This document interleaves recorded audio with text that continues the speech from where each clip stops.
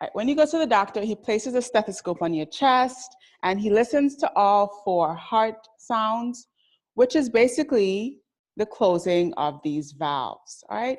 There is the AV valves that close simultaneously and the semilunar valves that close simultaneously as well. So the first heart sound that we hear is sort of a soft, low-pitched lub, all right? And that is the closure of the AV valves.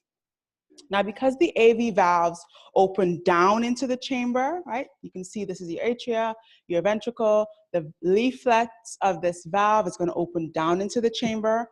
When these valves close, we have pressure in this chamber that sort of slams the blood against the back of the closing valve. So that backflow of blood against the closing valve is what creates your first heart sound, that lub. Okay? So it's going to sort of force the cusps shut, and that turbulence is what we hear as blood moves against that closing valve.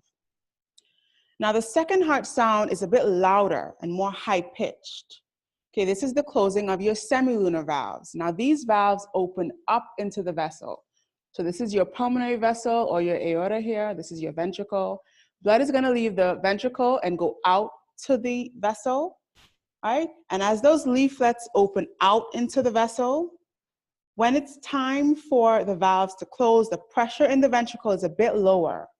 And so the blood almost wants to go back. So there's another back shift as those valves come down, which slams against the closure of those semilunar valves as well. Okay?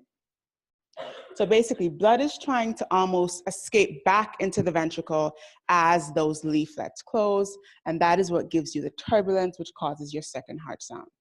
All right, so the heart sound is a lupped up, lupped up, lupped up, which is a softer, lower, quieter lub, and a louder, high-pitched dup.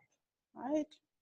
Now, this is going to happen in phase 2, so the AV valves close for phase 2, and then they're closing for the beginning of phase 4.